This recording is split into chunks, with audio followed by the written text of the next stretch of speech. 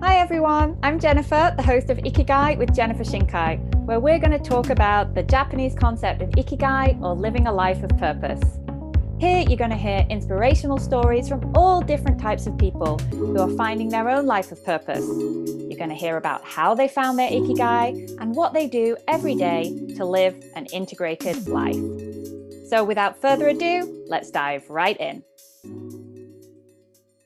Good morning, good afternoon, good evening, and welcome to Ikigai with Jennifer Shinkai, wherever you are listening to this episode from in this wonderful world that we live in.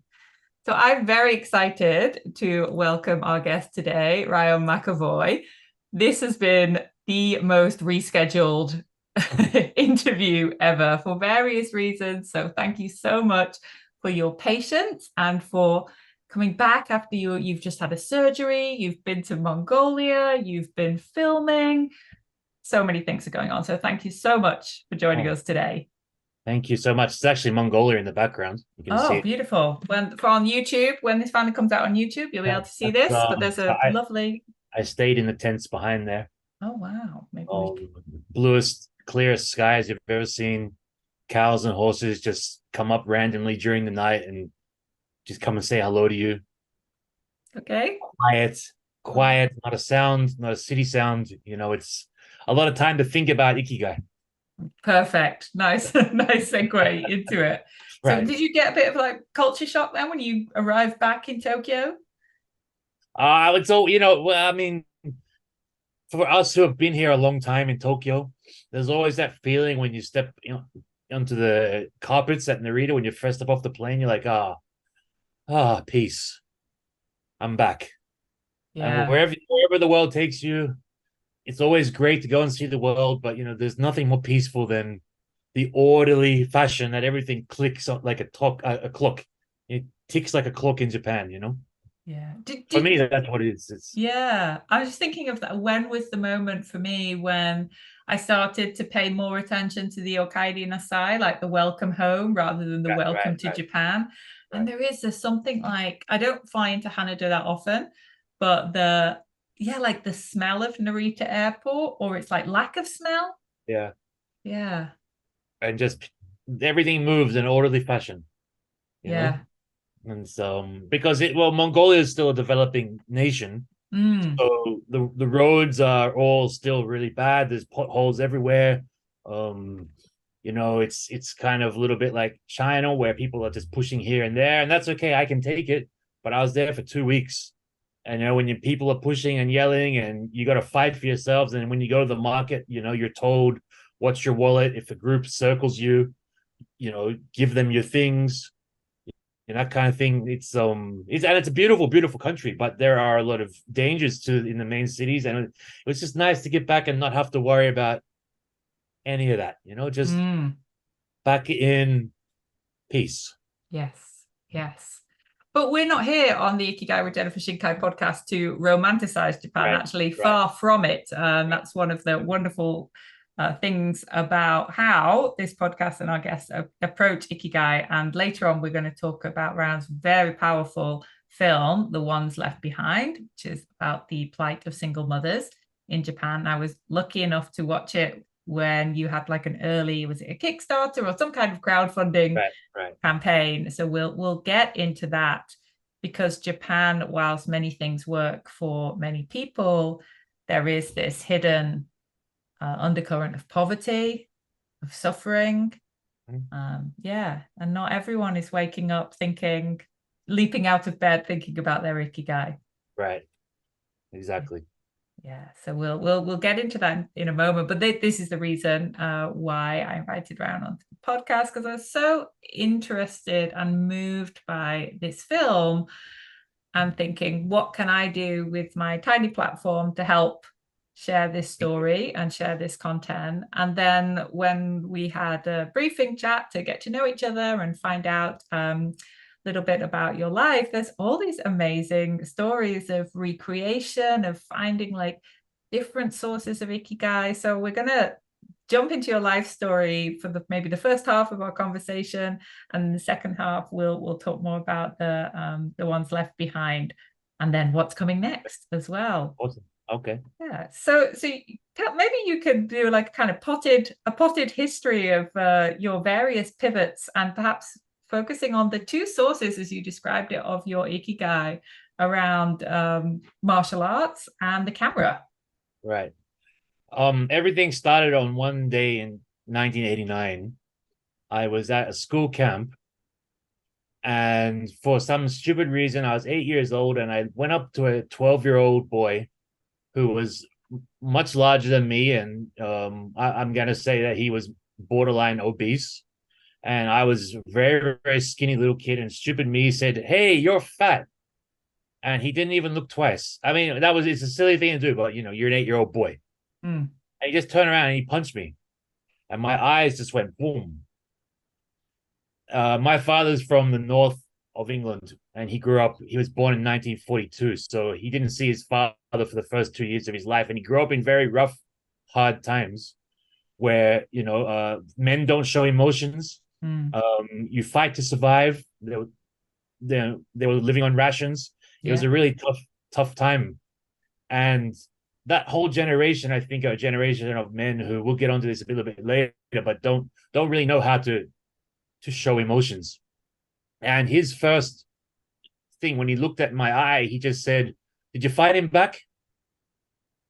With zero emotion. Like, a lot of people would probably be like, "Oh, hey, what's," and they'd be like, "Are you okay, Yeah. Are boy? you What okay? happened, boy?" Yeah.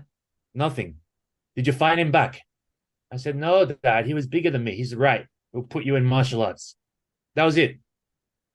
A year later, this is just a little offshoot of a thing, but I was one of the last ones to get the wooden bamboo cane in my primary school. Not for anything bad, just doing silly things what little boys do. And I got the cane on my hand, and I spent all weekend holding it in, holding it in, holding it in. Finally, on the Monday, I burst out into tears. I said, "Dad, I got the cane." And he said, "Did you cry in front of the principal?" I said, "Yes." And he goes, "Silly boy," and Mm. walked off. That's the kind of man that he was. Very, very, very rough, tough in his Where younger was he days. from? In the north? I'm from near Manchester, so I'm He's a bit farther north. He spent a lot of time in Liverpool when he was okay. um when he joined the Merchant Navy. So he was based there for about 4 years. But he's originally from the Lake District, below it, Right. tiny Right. little town called Workington in Mm. Cumbria, which Right. is known for rugby league and the Yeah. coal mines. Mm. Not as beautiful as the Lake District, but it is near the Lake District. Right. But he immigrated to Australia in the 70s. He was a 10-pound pom, Wow. which was what Australians call a pommy, Yeah. a prisoner of Mother England. And 10-pound ticket means that, like, you go to Australia and you don't come back. Right. And That was that's what like he that did. mass immigration. Yeah. Right. And he never went back. Mm. So he enrolled me in martial arts, and he was also doing Aikido at the time, which is a Japanese martial art. I started out in Taekwondo, and I got up to second degree, and I was actually in the Australian junior Taekwondo national team, in the Mm. national training team for Taekwondo by the age of 12, Wow. because we were Taekwondo was it is an Olympic sport now. At the time, it wasn't, Mm. and they were planning to apply as an Olympic sport, and we were like the generation after, once it had been accepted. We were supposed to be, if that makes any sense. I was only 12, so that generation that was going to be in the Olympics, we were the ones behind them, Right. right? So as soon as he found out that I had been getting all these accolades in Taekwondo, I got very high and I got very good very quickly, mostly because he would stand from the second floor window, and I had a punching bag outside, and he would stand there with his arms crossed and look out the window. And every day after school, 5 to 6 days a week, he would force me to, when I didn't have training in the dojo, force me Yeah. to hit and kick this bag. And I was scared, not if I didn't do it, what he'd say to me. And a lot of times he just put his head out there and he just makes sure I'm doing what I'm doing. That was from the very early days, right? So Mm. that's how I got good so quickly, because I was kind of like old-fashioned Japanese training, I suppose. Right. Like, and the Japanese martial arts, and also that most of their sport, is they rely on repetition after repetition after repetition. Not just in martial arts, but anything really here in Yeah. Japan. Like, it's repetition, it's repetition. Yeah. That's just the way they do things. Good training, repetition over good training at times. Mm. But anyway, I was doing a lot of this stuff, and as soon as I got to this high level and it was announced that I'd been accepted to this junior team, we went to this big, massive, big oval near my house where all the Australian team members uh, gathered, and the ones that were trying to get into the Olympic team were separated from us kids that were the kind of future. And he didn't like it for whatever reason. He didn't like it, and because a lot of the Taekwondo guys, they were kind of like ponce around with their Right. black belts and the big like logos on their thing, and he thought that was the anti martial arts. Right? That's not Mm. what martial arts is about. So he yanked me out of there, and he put me into karate, and that was probably my first step on the path of coming to Japan, was being put in karate as a 13-year-old. But I had just come from Taekwondo where I was a champion, junior champion. So I was going in there like kicking butt in the karate dojo. Yeah. And he was still a real Nazi kind of Hitler kind of towards me and my training. But I was starting to enter high school around this time, Mm. and when you join high school, you lose interest in things outside. You start having interest in girls, and you start want to hang out with your friends more. And martial arts was the furthest thing from my mind. So so I started at 13 in high school, right? So by 16, I was still doing martial arts, but I just hated it. Yeah. And I was just begging with my mom, I don't want to do it. I don't want to do it. And she was so scared of my dad that she couldn't bring it up to him that he wants to quit. I couldn't bring it up that I wanted to quit. But finally, I just said, Dad, I'm not doing this anymore. And he got so angry, he never talked to me for a year. Wow. I remember. Yeah, never talked to me for a year. Just grunts and the odd dinner thing. Never spoke to me. Um, did his very best to make me feel like a real piece of dirt, because that might have been what probably the life that he wanted, Mm. right? Maybe, I don't know. I don't know. I mean, he was doing martial arts, but he came across martial arts very late in his life, Right. like in his mid 40s, late 40s. Right, we basically started martial arts around the same period. Mm. Um, So sort of living vicariously through you, pretty, but not able to kind of communicate his pride or his admiration or support. It was just in never a yeah, never heard once. yeah. Uh, you did great, mate. We're really proud of you. Never once, Mm. ever.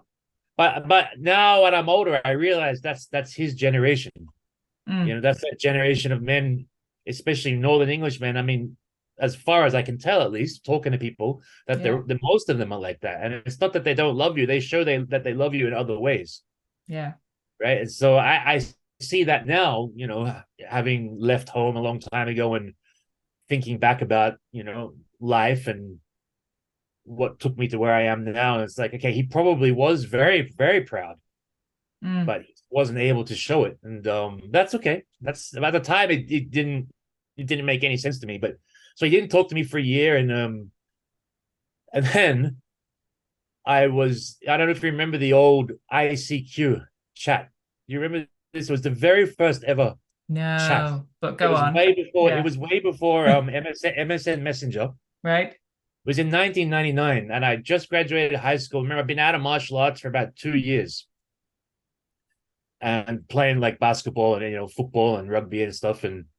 But I'd been in the dojo all my life. Oh, by the way, sorry, I've got to go back a little bit to talk about the cameras because it's all connected. When I was 12, he bought a big Sony TV camera, which was total overkill. We could have had a little handy cam. It would have been Yeah, totally fine. got But for those whatever reason, massive. he bought a massive, big on your shoulder. At the time, it probably cost about $5,000. Massive, big TV camera, and said, "I want you to film my martial arts classes for me." Right now, he didn't know how to use a camera. I mean, I guess he looked it up a little bit, and I certainly didn't know how to use a camera. But we kind of had to stumble across it, and I ended up filming a lot of his martial arts classes Hmm. with this big TV camera. And then he would go along and he'd film all my my kumite for my fighting in karate. So we've always both had cameras in our hands. He ended up giving up. He didn't take it past that. But for me, they've always been connected. you know. Mm. And when I get onto the wrestling a little bit later, how it stayed connected, you'll have to remind me that, because I've been filming and fighting like the whole time together. Filming and fighting. Yeah. Um, so back to this ICQ thing, and I'm talking to, I come across this because it was a random chat thing, and I come across this girl, and I said, I know you. It was my sensei's daughter from karate, and I'd quit karate 2 years earlier, Mm. and I'd been totally in love with her for 3 years, right? From 13 to 16. That was the sensei's daughter. That was his, he had three daughters, but she was the most beautiful. I'd been totally in love, but of course she wasn't interested in me, right? But I thought to myself, oh my God, it's a sign, and how stupid. But I was only 17 or something, 18. And so I messaged her, I said, hello. She kind of vaguely remembered me. She said, why don't you come down to the dojo? I said, yeah, okay, all right, I'll go to the. I had no intention of ever doing martial arts again. But I was telling myself that, but there was something eating me away inside, that I'd been Mm. away for 2 years, and I'd grown up on the tatami, on the mats, right? I'd grown up in Yeah. dojos, and it felt weird not to be in a dojo. And so I went back there just to say hi to her and maybe try. I was 18 years old, maybe try and score a date, you know. And her mother, of course, they knew me because I'd been there since I was 13. I This was little one little little little kid. kid. I was still little at the time, huh? And she said, Rionne, wow, what are you doing here? And I said, oh, I've just come to watch class and, come say hi to Bianca, her name was. Oh, great. And then the class finished. I said, why don't you come in the office? Bianca had disappeared, right? And within 10 minutes, the mother had signed me up for a one year pay by card contract to go back to karate. I had no intention. What a cunning sales technique. Yes, it was. That Bait wasn't and the plan. switch. Bait and switch. Bait and switch. That Wasn't wasn't your the plan. no. It was definitely wasn't my plan. But I said, whatever. All right, I've done it now. I'll give it a go. I've signed up, and there was a little bit inside me that wanted to make my dad proud of me, and I wanted to somehow tell him, hey, you know what? I went back. When I went Mm. back, it was so hard to talk to him. I eventually told him, hey, I went back, and he just went, nothing, Right. zero emotion. But he knew I was doing it. I assumed that he probably felt something, but because we'd always go into class together. Right. So I quit, right? He'd drop me off, and then or someone else would drop me off, and he'd come back for the last 30 minutes, and he'd watch the class, and we'd go home together. That was his way, I guess, of bonding with me. So I Yeah. guess it really broke his heart when I said, sorry, Dad, I'm out. Mm. But you got to let your kid do what he wants to do. And I didn't want to do martial arts when I was 16. I wanted to go to parties and do what all the other kids are doing. Yeah, of course. He wouldn't let that. He that was all banned. It was martial arts, martial arts, martial arts. And so within 3 months of rejoining the dojo, I became Queensland State karate champion with basically zero training. With 3 months, nothing. I hadn't touched it. So much natural talent and all this repetition as well, right? It's all that. It's not because I don't know. I don't know about natural talent. I think only 1% of us really have that natural God-given talent. I think it was all the doing it from 7 years old and just being drilled and drilled and drilled and drilled over and over again. It's like riding a bicycle. And so in less than 3 months, I'm standing on a podium with two black belts beside me. And my sensei had promoted me from white belt to orange so that it didn't look weird that I had a white belt on the podium. It's Right? been legendary though. It would have been weird. fantastic. I totally smashed them all, but because we're all the same. I was under 65 kilograms. That's how small I was, right? In the lightest and skinniest of the smallest of groups. So I'm standing there, and then champion, and around the same time, my friend was here in Japan as an exchange student, and we used to meet once a week. Again, this is long before any of the messaging apps or anything like that. We used to meet once a week, and we used to play chess online, right? So we're a bit of geeks as well. Yahoo Chess, and then we had a time every Wednesday that we'd meet. I was a first year IT student at the time, which I absolutely hated. And randomly he just said to me, you should come to Japan. And I probably told him about the karate, I guess. Yeah. And we had talked about it because he's a high school friend. We had talked about it during high school. Yeah, I'm going to go to Japan one day. And I remember telling my mom, I'm going to go to Japan one day, mom. And she just laughed and says, yeah, okay, mate, whatever, kind of thing. But he said to me randomly in the end of 2000, you should come to Japan. And I said, okay, yeah, whatever. You lend me the money, I'll come. And he goes, well, as long as you pay me back. I thought, oh. I said, well, how am I going to pay you back? And he said, well, we can probably get you work here. And 3 days later, he put the money in my bank. And I bought a ticket and I flew here. And he actually did help me get a job over those 2.5 months. At the time, it was still cash in hand teaching English, and he could do it. He didn't need a visa to do that, right? And I was teaching all the time for less than 2,000 yen an hour, but it didn't bother me. I was in Japan, and I ended up just being able to pay back the airfare, and I owed him a little bit, and we squared that later. But from there, I just fell in love with Japan. It was 8 weeks, and I trained here for. Well, I said to my teacher, my karate teacher, I'm coming to Japan. I'd like to do some karate here.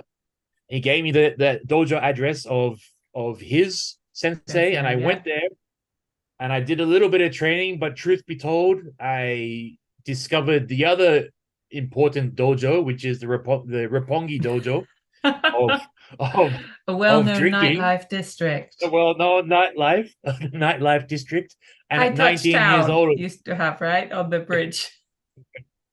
Is that right? Yeah, anyway. I don't know, but I might have made that bridge sign up. Anyway, 19 years old, you're in Roppongi. Go. 19 years old, Roppongi, just someone who illegal underage drinking. Then. Yes, totally. Yes. Well, 19, 20. Let's say you were 20. No, yeah, no, yeah. Sorry, 19. 19. Criminal. Yeah. Yes. But no one ever checked IDs in those days anyway. So that's how young I was. I do actually remember now having to say, oh, no, sorry, I don't have my ID on me, or using someone else's ID, that kind of stuff. So you're 19 in Roppongi, and let's jump ahead a little bit because there's this already you've had these several different shifts, pivots. We've got fighting and filming, right? And then the next thing that I kind of know about you is that you became a pro wrestler, and I know that probably didn't happen overnight because you became a pro wrestler at 30. Yes. Which, as you said, is maybe 7 years too late. Yeah, most people probably decide to do that in their early 20s, but for me, ever since I'd been a kid doing the martial arts, I'd always been stuck in front of TV screens, just staring at the martial arts film stars. Jean-Claude Van Damme, Steven Seagal. I grew up in the 80s, remember, where they were everything. So doing martial arts, using the camera in the dojo, and then seeing these guys is that I only ever had stars in my eyes to be. There was only two things I ever wanted to be in life. That was a martial arts action star, or at the same time, a pro wrestler. And the reason because of this is because people that portray those characters are all larger than life people, right? And that's their whole aim, is to capture young boys' attention, and that's why they're larger than life, especially the wrestling, because they want us to be, how can I say it? They want to be the people that we strive to be, that we will not strive, but oh my God, I'd love to be like that guy. Right. So like aspirational and a role model and someone who's looked up to. So I really wanted to do either one of those. Right. And I tried to be the action star first. So what happened there was I wrote a short film, and I asked a friend at the time, was an American. I said, I've got this short film. Can you direct it? I want to star in it. I had zero acting experience. Zero. I didn't know what I was doing. Zero producing experience. Never touched, apart from that stuff in the dojo, I never touched a camera outside on the street. Never been able to get a film set going. Anyway, we shot the first day. It went okay, but this guy got kicked out of Japan. He overstayed his visa. Right? He's out. He was gone after one day of shooting. We had planned about 10 days of shooting. And he said, sorry, here's the project. And so I became a director slash producer right there on the spot. And the staff, right? You And the were, star. And I had found another kid online at the time. Was this website called Mixi, which was far more yeah. popular back in the day than Facebook ever was. Remember, Facebook didn't take off here in Japan until about 2011, right? It was about 4 years before the Mm. rest of the world. Everyone used Mixi. So I was in these community groups and I found the people that would give me their cars to use in the film and found actors to be in the film all for free. And I had found this cameraman with a camera. So me and this kid with no experience, we made this 7-minute short film. It's still on YouTube. Oh my goodness. Right. It's still there. And I was about 27, desperate to be a Hollywood star. And basically, afterwards, I kind of realized I had this moment where I just realized, you know what? I really suck at this acting thing. You know what? And I had so much more fun behind the camera. Ah, And so I'll get onto the wrestling in a second because it's connected. But I gave up on the spot right there and then after that first film. And I said, I'm done with this acting thing. I realized my limitations. You know, if you want to be good at something, it's like I was used to it in the martial arts. You got to go repetition over and over again. You got to do it. You got to do it. And I thought I don't have it to go to acting class and to try and become a good actor. It's just I don't want to do that. Right. I'd rather learn how to be a good cameraman and a good director. interesting. Right. So you Right. so So you knew I very quickly that like very that's straight away. I'd right. always And known, I was known from the very beginning, since I can ever remember the earliest memories of being 4 years old, standing in front of those screens, watching those movies, thinking, I want to be in the movies. Or yeah. when you see the wrestlers come, I want to be a wrestler. So I never gave up the wrestling dream, but I was Right. pivoting towards the camera stuff. And that to Yeah. this day, I'm still doing. Yeah. But so, it's like when I had quit karate, I had felt empty for those 2 years. I felt something missing. That's why I ended up going back to the dojo. I may have subconsciously used Bianca as an excuse, but I subconsciously probably wanted to go back to the dojo.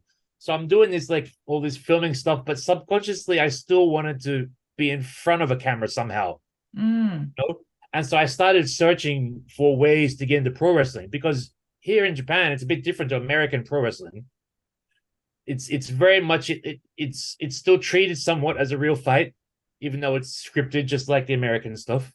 The Japanese fans, they also treat it like a real tatakai, not so much as a fight, but a real coming together of two Right. clashes, right? Two people Yeah. A clash, clash of a clash, titans. right? Yeah. Yeah. So I had watched some Japanese pro wrestling, and to be honest, I thought it's not what I grew up watching, but it's basically just two guys fighting. But what I was unfortunate is I had all that martial arts background, Right. and so I'd been doing martial arts, trying to get into this wrestling world, which was impossible to get into, absolutely impossible. Rare right turns, no, you're too small, too short, no. And then one of my friends, rest in peace, he actually passed away very early at the age of 39 from a sudden heart attack. He was a champion, a heavyweight kickboxer. And I met him here, and he was doing kickboxing in a place in Daikanyama. And he said to me, look, I know you want to be a wrestler, and I know you're not happy that, you're being rejected at some of these places. Why don't you come to kickboxing? Because in Japan, I'll never forget his words, and they're so prophetic.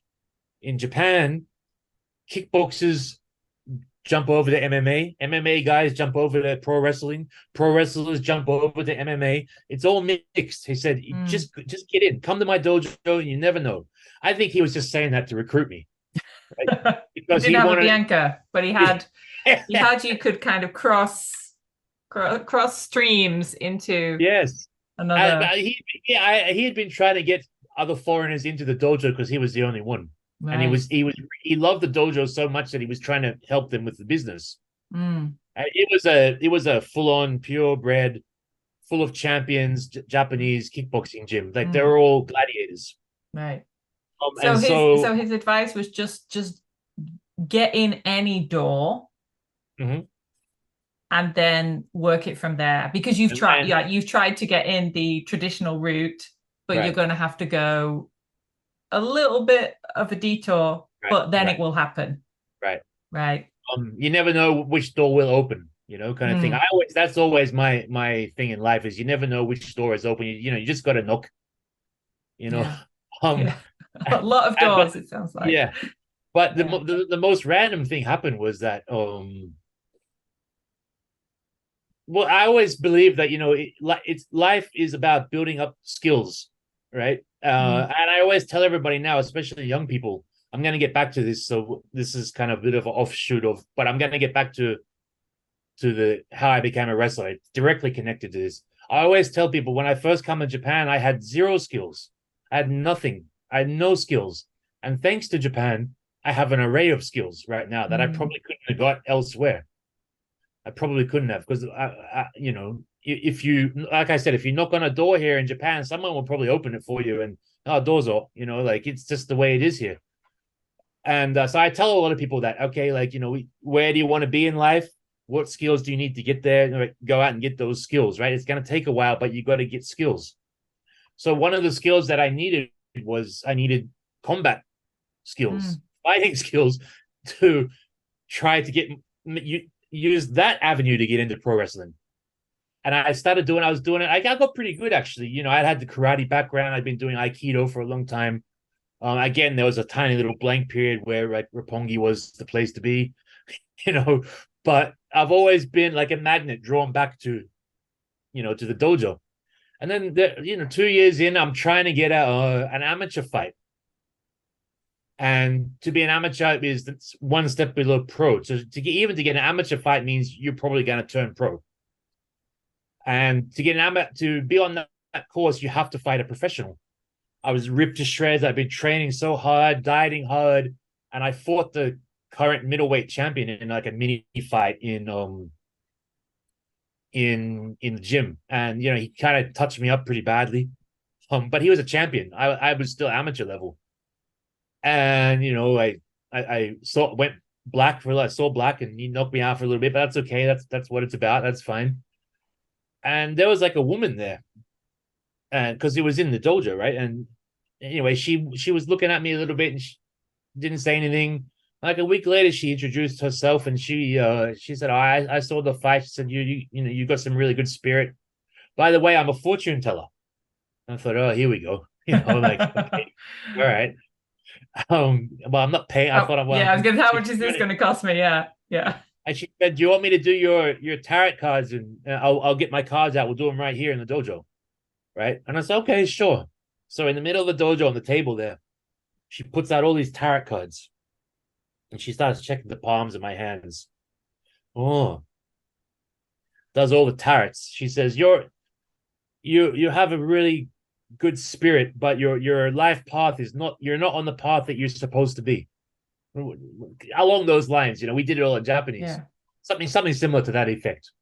What do you want to be? And I said, and I'd been pushing hard with the camera stuff, but I'd always thought, well, if I'm going to get help from somebody, I could probably do this camera stuff on my own because I got a lot of friends. I said, why don't I just say something like wrestling, see what she says, kind of thing. It was kind of just a half, I said, well, I'd love to be a pro wrestler. And she said, what, really?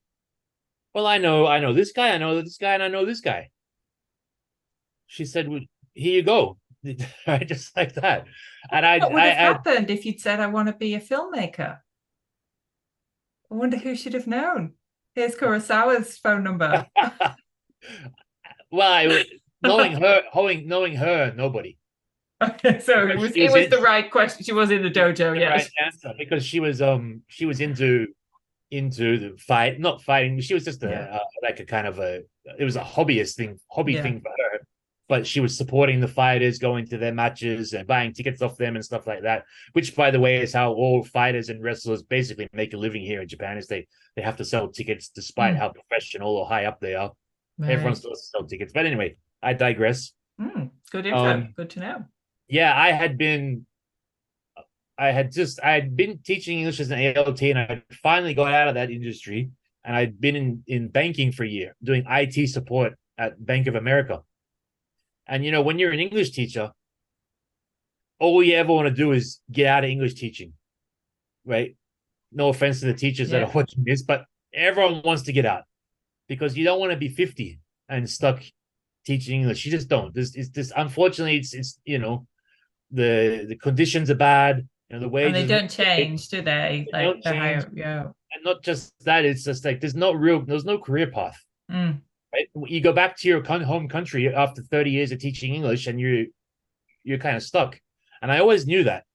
I knew that I had to get out of teaching English and build up my skills so that if I ever went back, I had something to take back to Australia with me. Right. So I'd been in the bank for a year, but it had been hell on earth, absolute hell on earth. It had been, it was Bank of America, but it was a very Japanese company, super Japanese company, and where people worked overtime and the bullying there was horrible, especially for me. I was bullied a lot. And the only reason I didn't stand up for myself is because I was finally out of English teaching. And I finally had this job that paid great. It was more than I'd ever earned in my life. And I was somewhat seeing maybe I can connect this to filmmaking somehow. But I was being bullied severely. Yeah. What type, do you And mind me asking? Like what type of bullying? What was the just nature of it? they call it mental harassment. Yeah. Yeah. Just snide comments on the side, but it wasn't even by a Japanese. It was by a foreigner who worked in the team, who had the support of all the Japanese, right? And he was just a horrible person. And the guy that I replaced actually pulled me aside before I started. He goes, "It's gonna be like this. Are you ready?" And naive me said, "Yeah, it's okay. I'm good. Don't worry about me." I'm And it martial really artist. wasn't. I'm Yeah, tough. yeah, Yeah. exactly. But it really, I mean, the martial arts helped me only in the fact that gammon. Okay, don't smash this guy. This is your chance. This is Yeah. your Because you could have attitude. taken your dad's advice and hit back, right? Yeah. Yeah. But you know what? I thought this is right before this whole chance encounter happened, and I thought, I don't need to put up with this. I'm out of here. And Yeah. so I quit the bank and I went back to teaching English as an ALT. I was only 2 months into it when this whole wrestling thing started, and I remember sitting there in the teacher's room, and I had an email ready to go because the woman had told me, like, when you send this email to this guy, like, that's it, right? You go all in, right? There's no part-time here, right? You have your savings, but like you're going to be a Japanese young boy, right? You have to dedicate your entire life to this. And that's exactly what happened. And I'm sitting there with the old flip phone going, "Oh, what do I do?" Because that was it. Like, it really was like you have to, you know, live, eat, breathe wrestling and basically be poor. Mm. I had savings, thankfully, from the bank, which made it a little bit easier. And I just went like, you know what? F it. And I just pressed the send button. And I got a reply back probably 5 minutes later going, "Oh, in Japanese, oh, you want to be a wrestler, do you? Okay, come down to the show on this date."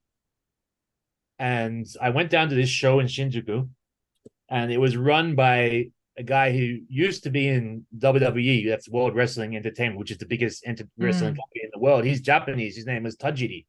And he was super famous. And he was famous for being not just amazing, but he used to spit this green mist, which was supposed to be poison. So when you get all this poison on your face, you can't see and you go delirious, and he would win, right?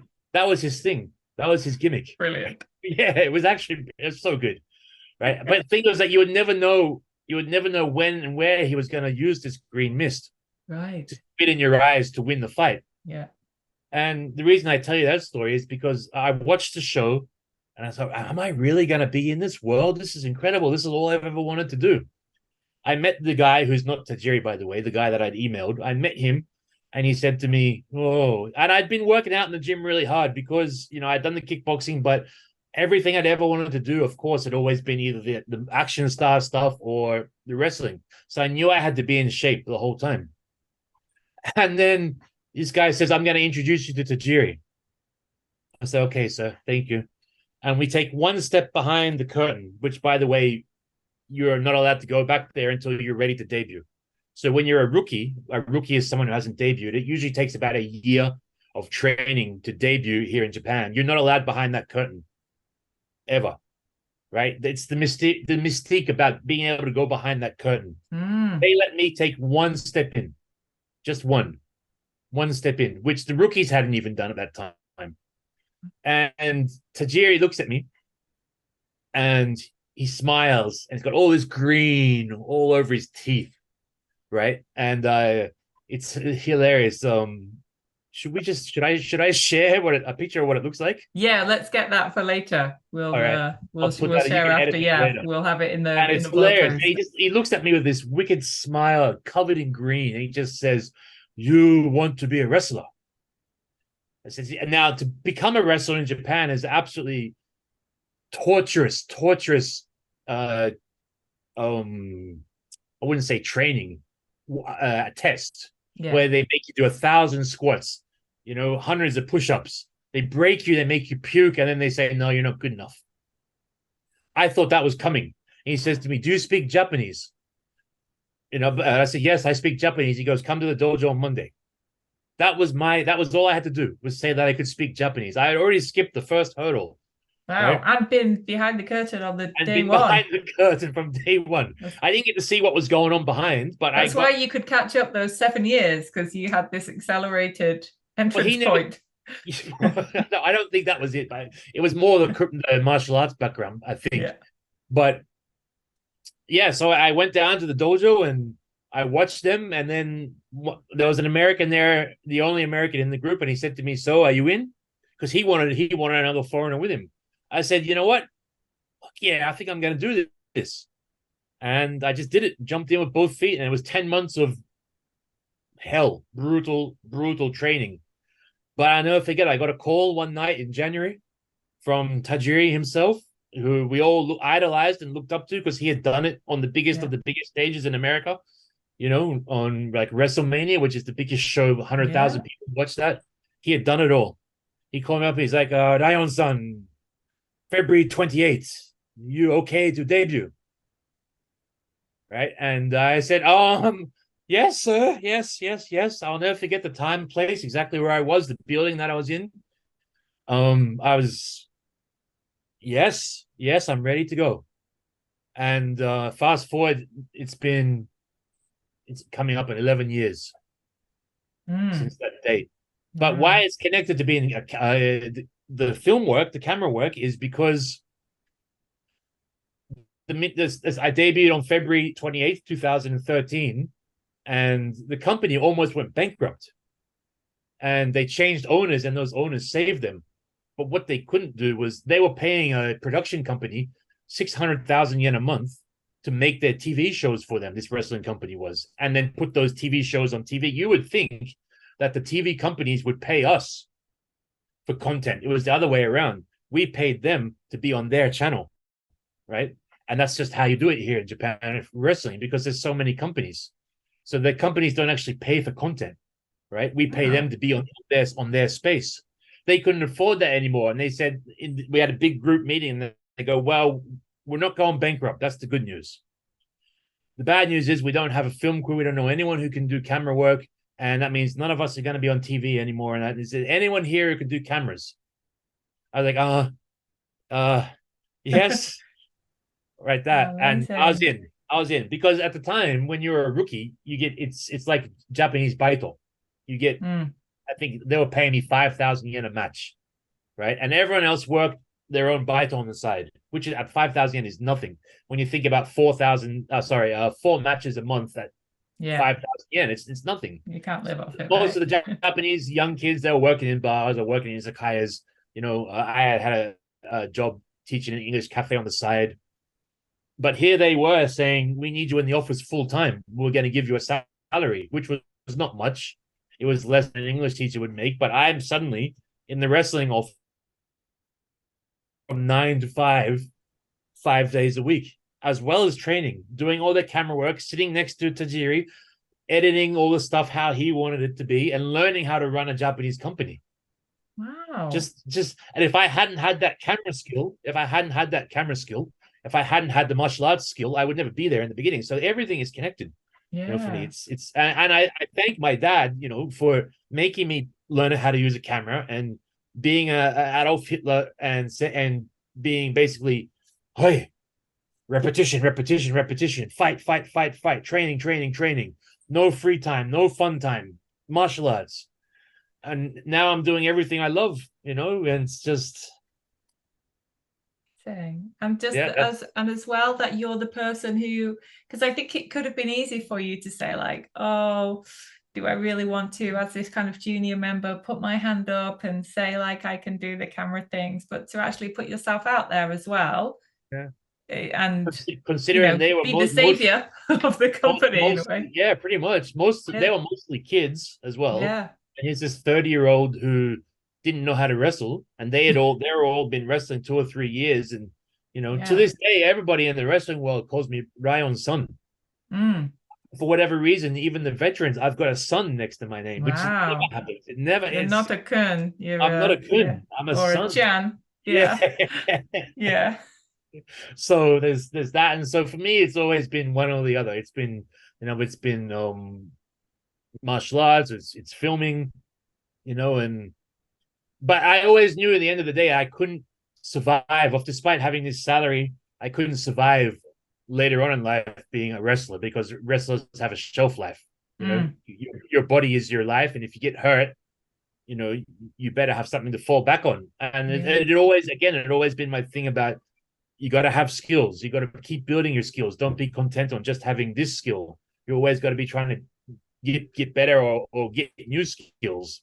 I'm yeah, really big on that, and mm, so that's why I opened my Japan media services, yeah, because I knew that the wrestling would always be there. I just scaled it back a little bit, yeah, because I'd been basically traveling on the road, going all around Japan. I've been to every prefecture in Japan by bus, right, as a wrestler. So there are 8-9 hour trips. Where, by the way, on Japanese pro wrestling buses, it's dead silent the whole trip. You're not yeah. allowed to talk. No There's karaoke, no, nothing, no Uno. nothing. No one does. They sit there and they sleep, Right. So maybe sleep the the only whole time time. they're allowed to, right? Together, not in the dojo, not in bed. Possibly. I mean, after the matches, they usually all just they Yeah. scattered and went their own ways anyway. Certainly, us foreigners were never invited to any events that the Japanese were in, and that's the same for anything here. Foreigners that come over for like baseball and stuff, it's just a thing. The Right. foreigners do their thing, the Japanese do their thing.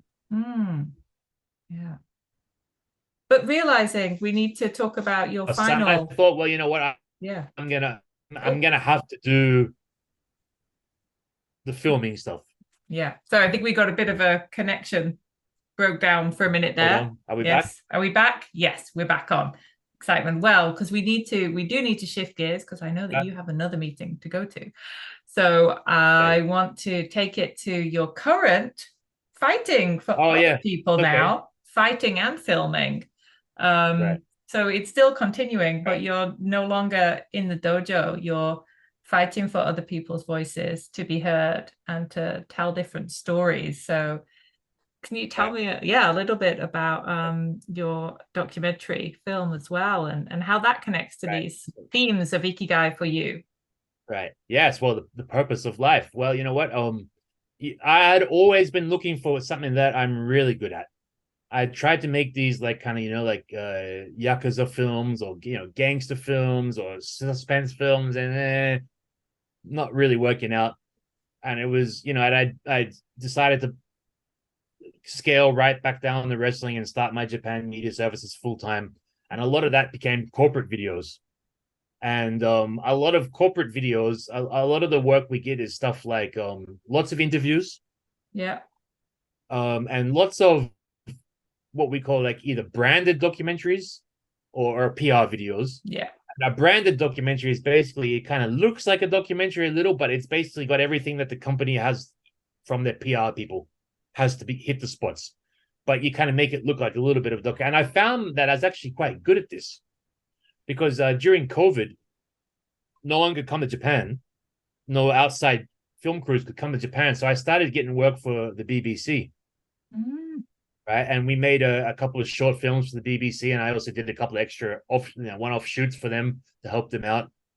And I also did a job for Fukushima Ken, which was the Fukushima Food is Safe campaign, mm, and that was shown to diplomats at the 2021 Olympics.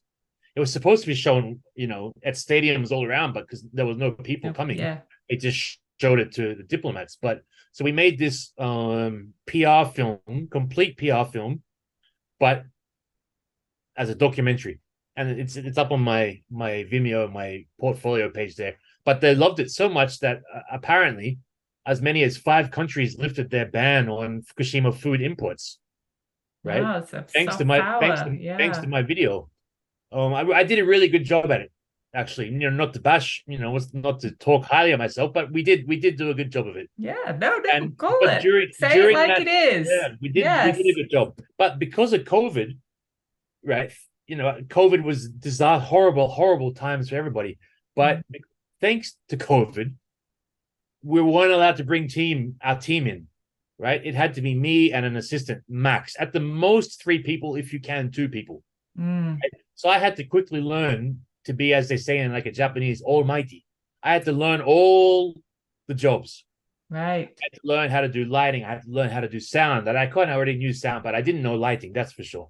I had to learn how to, interview people, light for that. Be the director whilst using the camera. I had to learn it all because it was banned. It was kinshi. You couldn't bring your team in there. Mm-mm-mm. Everyone was freaking out about it. You had to be minimum 2 meters away and had to wear masks and everything and all that. You remember those times, of Yeah, yeah. course. And so then I learned skills. I learned basically every single skill that is needed on the film set. I learned how to do it. Right. Of course, I had to edit it all anyway. So I learned on set, off set. And Right. then I'd heard this horrible story about a single mother whose her husband had done the dirty and run off with another woman and had taken all the money out of the bank and left her and her kid high and dry. That's horrible enough as it is. This is a true story. But then the boy, I think he was 17 at the time. Now I didn't know this woman. This is a friend of a friend. We had met once very briefly. I barely knew her. And the boy ended up getting stage 2 cancer, right? And this woman had no way to pay Yeah. for it and refused to go to the husband, refused to have anything to do with him because he had cheated, he had taken the money, he's gone. She was going to do this on her own. And, and I said, well, why don't you say, like what I actually offered my services. I said, I'll go over there and, I'll do a bit of pro wrestling acting on him. Let me tell you something, brother, like Hulk Hogan or something, and, basically help her out. No, nothing to do with, please leave him alone. I'm going to do this on my own. I said, well, can you at least go somewhere like to the government agencies or can you go to like Shaksho, City Hall, ask for help? Nope. I'm going to do this all on my own. I thought that's strange. What a strange kind of pride to have. Like what you've just had this horrible thing happen to you. That was the initial thing, that kickoff. Mm. This is really weird because that would never happen in Australia, right? In Australia, we'd go straight to what we call Centrelink, which would be kind of like what do you have? What do you call that in the UK? Like the place where you get the dole. Oh, Like welfare services or yeah, something. yeah, Right. yeah. We'd go straight to Also don't know the English for this as well. It's like, and just go to the right. kayak show Yeah, exactly. You'd go for a straight Sodan. you'd sign up for whatever benefits you could Yeah, get. Because yeah. that's Give me normal. all the welfare, please. Give Yeah. me all that because I've just had this horrible thing. No. And then a friend of mine, FJ Fox, who's a producer on my film, told me a story that he had heard. And I just finished this Fukushima thing. And it was in the news that they had released, at the time it was only 2 countries. It ended up being 5, like I said. And I showed him this news piece. I said, look, my video did this. And he goes, dude, I said, I saw that you're a super talented documentary guy. He said, like, you should totally do a documentary on this single mothers. I was like, you know what? Maybe I should, So it was kind of, it ended up being something he said I should say, but we had been talking about it right there and then about these stories that we had heard, and we had always wanted to work together. Like he had sent me scripts and he said, like, you're a talented filmmaker. I want to work with you. Here's some scripts. And it just never worked out. And in the end, I mean, he didn't really have much to do with the film itself. Like he's a producer on it.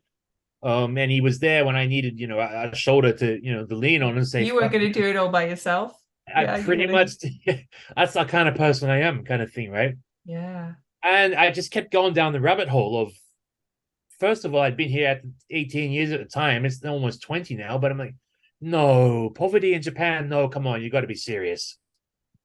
No, and it's not poor here, and it's like it's a big smoke and mirrors thing, because when you Mm, think of poverty, you think of Asia, you'll go somewhere like Thailand or maybe India, and it's a different kind of poverty. Like we're a developed nation, but as I say in my film, there are 15% of children here in Japan who don't have a meal at nighttime. yeah. And I didn't know any of this. I had zero comprehension of what it's like to be a single mother, what it's like to be poor in Japan.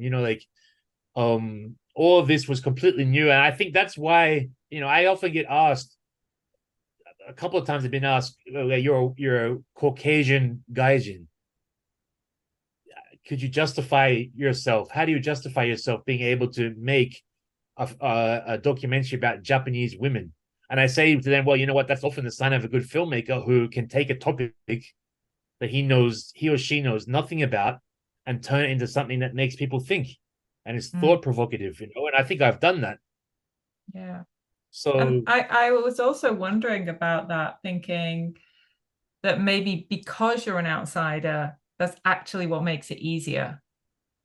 there is no doubt a Japanese director could not have made this film for many reasons, but the biggest reason is, yes, it's the taboo topics. Is Yeah. even now I'm having so much trouble dealing with Japanese streaming companies and TV companies. They don't want to touch it because it seems to be too taboo. But also, I am not in any kind of hierarchy system. I Mm, don't have a senpai. I don't have a kohai. I am me. I'm doing my own thing. I don't have to. I don't have to answer to anybody, yeah. right? And then there's the concept, of what I always talk about, wa, Mm, this harmonious thing and what it means to be Japanese. I'm not Japanese. I don't have any idea of wa. I don't need to be harmonious because look what's happening, kind of thing, you know. And yeah. you talk to Japanese people and they'll all be very surprised, like there's the concept of the kids cafeteria, the kodomo shokudo. Mm, People have somewhat heard of it, yeah. but why do they know about it? Oh, because NHK runs something on child poverty 5 years ago, and I may have picked up on it. Well, in Tokyo we have close to probably it's somewhere between 500 to 600, just in Tokyo, kids cafeterias. Right. Right? And the fact that we have these cafeterias is a problem in itself. Why do we have them? Mm, You know, yeah. and it's not just these are not just kids of single parents. These are kids where both their parents are stuck in the office until all god time, all night. 9, 10 o'clock at night, can't come home, right? And the daycare or the after school care is only till 5 p.m. So they need somewhere else to go. Yeah. This is inherently a very Japanese thing. And we have Mm, food banks and stuff in Australia and the UK and stuff, but we don't have these communal gatherings of children. yeah. Yeah. And I think And that, I only found out about these kids things because I was trying to. One of the ladies in my film, her name's Mai, and she's a Buddhist monk. Only young. She's yeah. 28 at the time of the film. And I kept saying to her, tell me what it's like to be a kawaii so poor. So I feel so sorry for you, single mother. Please tell me all your sad stories, kind of thing. That was my bias in the beginning, right? And she refused to talk about it. Everything was, well, the kids' cafeteria. This is, and I kept saying, no, no, no, no, no, no, no, no kids' cafeteria. I want to know about your kawaii soul story. No, no, no, the kids' cafeteria. And so when I got back to the editing room, which is just my office right here, I thought, oh, she didn't give me any good answers. How am I going to use this girl? I have to. I went all the way to Fukui, 7.5 hours by car to Yeah. film her. And I got this amazing event, which I didn't understand what it was. It was a Kodomo Shokudo event, and I didn't know what it was. I saw these women like desperately Yeah. throwing groceries into their bags, and I didn't understand what it was. And it was only then when I sat down and listened to her interview like 3 times, I was like, oh my God. Right. And so that wasn't in my treatment for the film. That was child poverty was not even part of it. And now it's a big part of it. Yeah. And they're directly related. It's like single parent households, 50% of them are in poverty. And then people say, well, what's poverty? Well, poverty is people earn around 2 million yen a year, Mm, right? yeah. Then you're in poverty. If you earn less, if you earn more than 1.3 million yen per year in Japan, your subsidies are reduced. which is Yeah. mental, absolutely mental. Mm. 1.3 million yen is like, that's a film budget for a short film. You know, Yeah. like, And with all the tax implications for dependents, well, if these single mothers have been married previously, they were encouraged to stay beneath that 1.3 million yen line. So when they you, coach to do so. yeah, and there's a massive tax benefit. There's a fiscal Yeah. reason for your family to do it, but the assumption that your family will be there to support you um, is not always the case, right? As many of your stories do. So I'm very big on the fuck off fund and having your own money as a way to have choices. But all the system is set up in a way that people are not encouraged to do those things. And I remember there was a part in the video, and a woman was talking about how much. I think she was one of the women who had escaped from a domestic violence situation. She was talking about how much she was working and how much she was still just couldn't. It's like she's not this image of welfare grabbing. She was the absolute, Welfare queens. yeah, right. Um and just, yeah, this idea that the working That, poor in Japan is here just a in, huge issue. it's such a different problem to like the US, where in Japan it's the fixes are so simple, right? And I say that because, well, in the US a lot of the times you don't know who the father is in a lot of the cases, for whatever reason, either that they've run off, or the mother has the relationship hasn't worked out and the mother hasn't put his name down on the birth certificate. There are multiple reasons, and I'm not American, I can't say why, but there are many circumstances where the father is unknown. Mm. In Japan, it's known 100% of the time because of the koseki. His name is there on that family register. Rain, hail, or shine, his name is there. So we know straight away who is the father. 80% of the fathers don't pay child support here in Japan, right? Which is a horrible figure. But when I say that, then everyone goes, well, oh, those Japanese guys, they're so bad. Well, no, it's not the case. They are, but it's not like our Western counterparts are angels. They're not angels. They're paying child support. They're probably 20% like Japan, 20% they want to pay child support. The other 80% don't want to, but they are. Why are they? Because the government is making them. Mm. That's all it is. And how does the government make them pay? Well, they have an agency inside the government. In Japan, it's the family court, it's the saiban, right? And the family court is not part of the government. So when you spend your initial 1 million yen, which a lot of mothers can't afford, to go and get that stamp from the saiban to say he has to pay, there's no penalties if he doesn't pay, because it's not part of the government, and that's all that needs to be So fixed. no teeth, no teeth. That's all it needs to be fixed. It's consultation. That's all it needs to be fixed. It needs to become a government regulated agency. They could do that tomorrow if they wanted to, right? And it needs to, and also the like you said, the tax breaks and the rules about this 1.3 million yen, they need to be loosened, and everything would start to improve. It's such a simple fix. I just, it blows my mind, Where in Japan, I mean, in America, there's so many problems. There's a drug epidemic. There's racial problems, and there's all this stuff. In Japan, we don't have any of that. The women are here.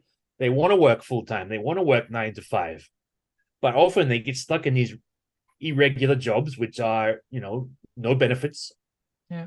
9 to 9, kind of stuff, and they're stuck in this horrible cycle. And then no sort of there's no support, there's no backup for like when your child is sick, like what you do as a single parent. Like the safety nets are really yeah, and everyone praises Abe for his womenomics, but what people don't understand is that he took a lot of the safety nets that were set up and put them towards other areas, right? So he was the one, and his predecessor actually were ones who kind of reduced the social safety net for mothers. And I don't know enough about it because I'm not a political analyst, but I kind of have a feeling that this whole what was it, womenomics thing, Yeah, yeah. I have a smoke screen for all that. So it was we're going to distract over here, but actually Yeah, we're taking right, away right. the Yeah, welfare state in the background. yeah, Yeah, pretty much. yes. There are the books, and I read one essay on this kind of stuff. So, Yeah. um, Well, it's a really powerful film, and I know that you're working to get distribution rights and things going on to get it into the eyeballs of more people and the consciousness of more people. right. So we're really wishing you the best of luck with that. But unfortunately, at the moment, what can people do to support you, to support the Um, content? well, that what people can do is because I am negotiating to get it into cinemas next year. I'm spending 2023 using the time to put it into film festivals, but also to do like educational sessions, like where I go to companies and I do in-house screenings and have Q&A sessions afterwards.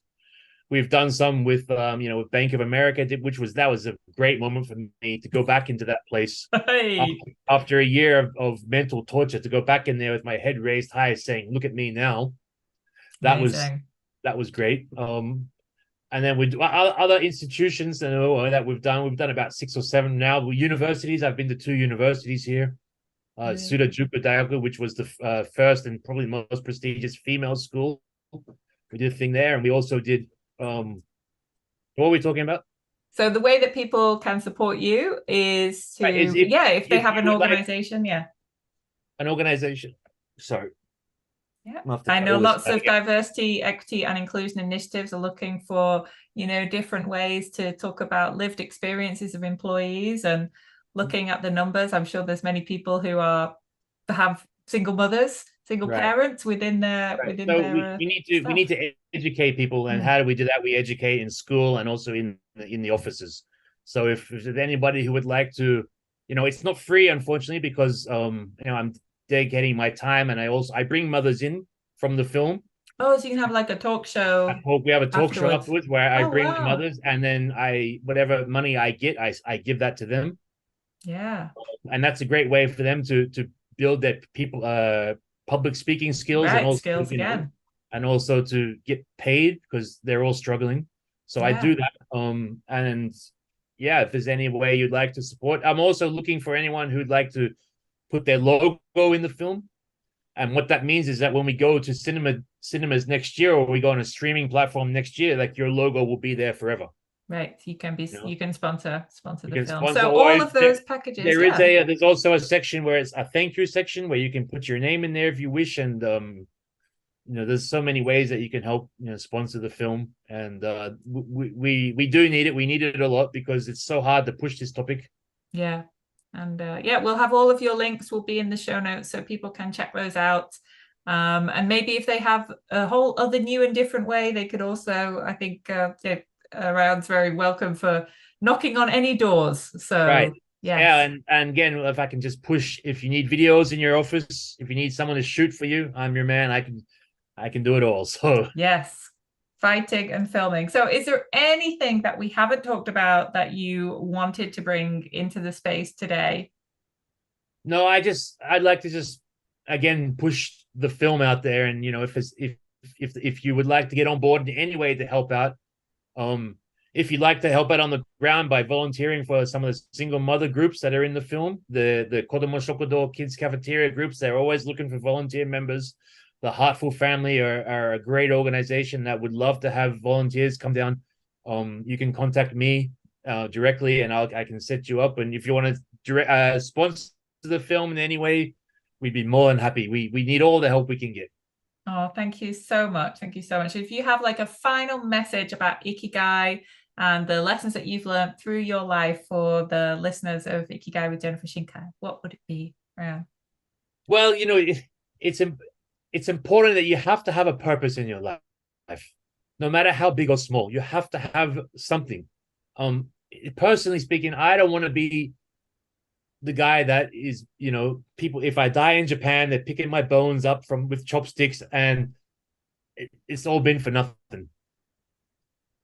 I have to have it's a personal thing. Not everyone's the same, but you have to find some purpose. Find some reason to be here, because we're not here for long. You blink and we're gone. So find a purpose, build your skills. Just make the most of everything. I love that.